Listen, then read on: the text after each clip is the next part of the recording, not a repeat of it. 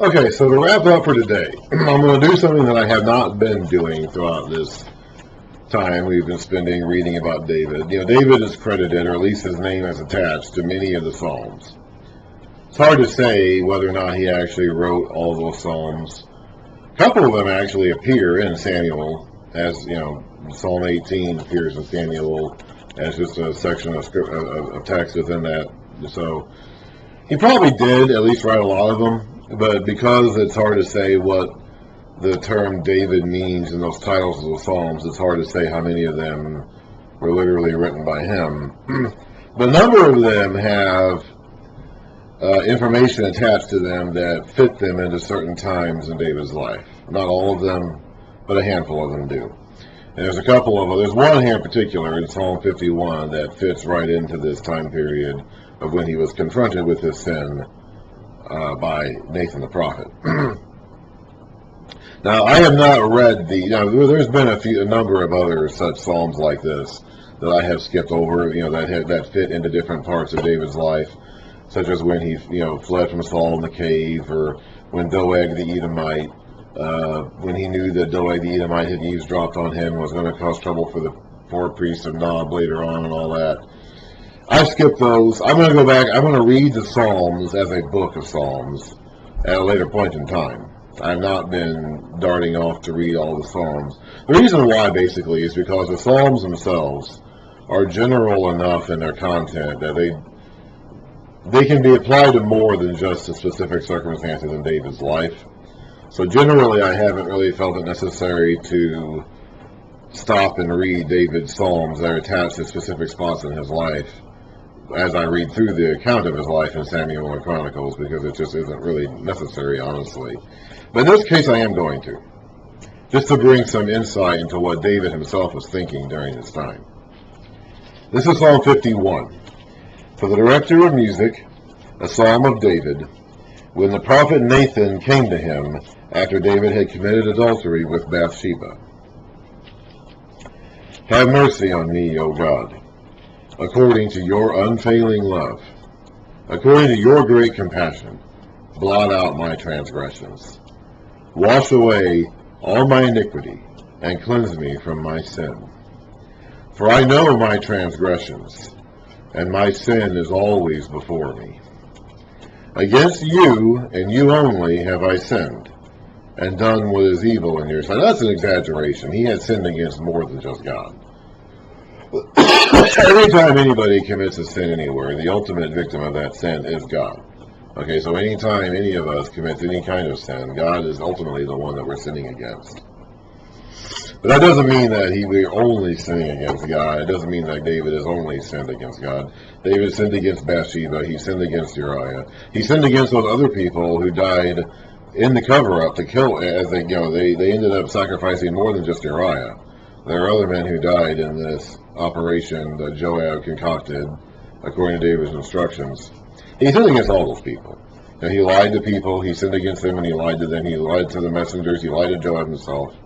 These are all people he sinned against. When we read about in the Levitical sacrificial system, there were two kinds of sin offerings. Okay, remember, we go back to Leviticus and we read about the burnt offering, which is a dedication offering, the grain offering, which was also a dedication offering. The burnt offering, you offered up all that you were to God.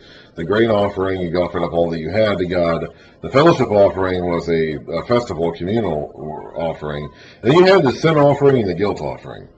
And those are the offerings that you offered to repair your broken relationship with God, which was fractured after you sinned. And the second one of those, the trespass offering, which is often called, is specifically about sinning against other people. The fellowship has been broken with your fellow Israelite, and you got to deal with that and deal with your restoring relationship with God. And then you can have the whole burnt and grain and fellowship offerings. So you can sin. So everything you do, every sin you commit is ultimately a sin against God. But you can sin against people too. David has sinned against people. So it is an exaggeration here to say that against only God has he sinned. He's making a point. So we should not, and the Psalms themselves are all songs. Everything in this book is figurative language. So we should not take anything written in the Psalms anywhere to be strictly literal. It was all figurative. It's poetic. I mean, it's all poetry. It's all songs. So nothing in the Psalms should be taken to be completely literal, and that's one of those things. But against you only have I sinned, and done what is evil in your sight, so that you are proved right when you speak, and justified when you judge. We don't like being judged. We don't like being wrong. But we're all going to be wrong about something sooner or later. We have a lot of people right now who have to wrestle with the fact. I'm speaking on January, it's about 2 o'clock in the afternoon on January 3rd, 2022. And there are a lot of people out there right now who are having to wrestle with the fact that they were wrong on COVID. I was not wrong on COVID. I'm not wrestling with that fact, but I've been wrong about other things in my life at different times. Sooner or later, we're all going to be wrong about something. David was wrong about this. And then the Lord was proved right when he spoke, and he was justified when he judged. Surely I was sinful at birth, sinful from the time my mother conceived me. Now again, that's an exaggeration. Just like we read about only against you have I sinned. That was an exaggeration. This is also an exaggeration. He is contrasting himself and his sinfulness with God and his holiness. Surely you desire truth in the inner parts. What does the footnote down here say? The meaning of this phrase is uncertain. You teach me wisdom in the inmost place. I'm guessing that means the inmost place in his being. Cleanse me with hyssop, and I will be clean. Wash me, and I will be whiter than snow. Let me hear joy and gladness. Let the bones you have crushed rejoice. Hide your face from my sins, and blot out all my iniquity. Create in me a pure heart, O God, and renew a steadfast spirit within me. So get me back to where I was before, when I was steadfast in your sight. Do not cast me from your presence, or take your Holy Spirit from me. Restore to me the joy of your salvation, and grant me a willing spirit to sustain me. Those words, of course, factor into many common doxologies and songs. Then I will teach transgressors your ways, and sinners will turn back to you. Save me from blood guilt, O God, the God who saves me, and my tongue will sing of your righteousness. O Lord, open my lips, and my mouth will declare your praise. You do not delight in sacrifice, or I would bring it. You do not take pleasure in burnt offerings. I remember I said earlier that there was no sacrifice that covered for murder. You know, David, under the law, had no way of being reconciled back to God. Those sin and guilt offerings that you could offer covered various offenses that you could have committed, but there was no such offering that covered murder. If you murdered someone, you were to be killed for it. Adultery is the same, actually. Both of those sins that David committed were sins that had no atoning sacrifice in the law of Moses. So he should have died. By all rights, under the law of Moses, David should have died. So he's saying, I can't do anything about it. I couldn't bring a sacrifice. If there was nothing I could do. You forgave me strictly on the basis of your own goodness. The sacrifices of God are a broken spirit. A broken and contrite heart, O God, you will not despise. In your good pleasure, make Zion prosper. Build up the walls of Jerusalem. Then there will be righteous sacrifices, whole burnt offerings to delight you, and then bulls will be offered on your altar. So that was one of the Psalms we're going to look at.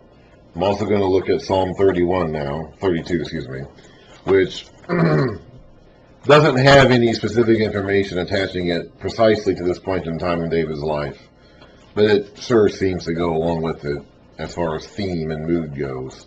Psalm 32 of David, a maskil. That's, who knows, some psalm terms. There's a lot of terms in the Psalms that we don't know what they meant. Just some random musical note that means nothing to us today. Blessed is he whose transgressions are forgiven, whose sins are covered. Blessed is the man whose sin the Lord does not count against him, and in whose spirit is no deceit. When I kept silent, my bones wasted away through my groaning all day long. So he knew that he had done wrong, and it ate him up from the inside out.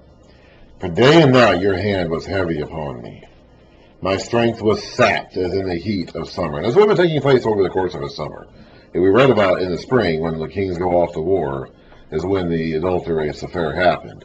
And the cover-up lasted all summer long. And he didn't get confronted by Nathan until after the child was born. So that would have been sometime the following, at the end of the year. Well, end of our calendar year, sometime in their winter. So this whole incident would have been occurring over that summer. For day and night your hand was heavy upon me. My strength was sapped as in the heat of summer. Then I acknowledged my sin to you, and did not cover up my iniquity. I said, I will confess my transgressions to the Lord, and you forgave the guilt of my sin. Therefore let everyone who is godly pray to you, while you may be found. Surely when the mighty waters rise, they will not reach him. You are my hiding place. You will protect me from trouble, and surround me with songs of deliverance. I will instruct you and teach you in the way you should go. I'm assuming he's talking about someone, whoever's listening to him, I guess. I will counsel you and watch over you. Do not be like the horse or the mule, which have no understanding, but must be controlled by bit and bridle, or they will not come to you. Many are the woes of the wicked, but the Lord's unfailing love surrounds the man who trusts in him. Rejoice in the Lord and be glad, you righteous.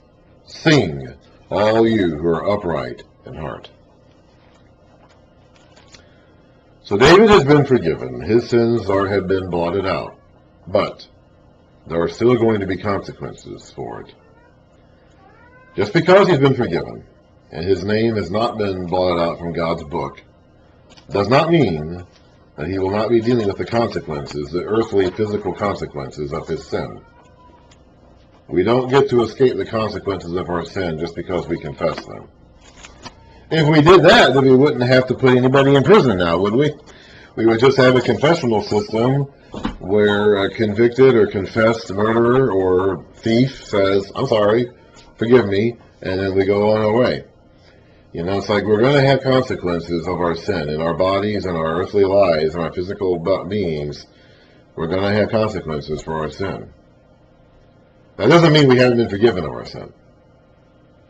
But we do need to understand there's a difference between being forgiven of our sin and having that sin erased in God's sight when it comes to our salvation in heaven, our status before him in heaven. And there's a difference between that and the consequences that we experience for our sin in our physical bodies, our lives here on earth. David has been forgiven of his sin. That doesn't mean he's not going to have consequences for it. He's already lost one son. He's got 3 more to lose, though. Remember, he said that the man who took the lamb from the poor man in the story that Nathan was telling him had to pay back 4 times what he took. And David's going to have to give up 4 sons for himself. And he is the one who should have been put to death for that crime, because it was a death penalty crime. And he didn't.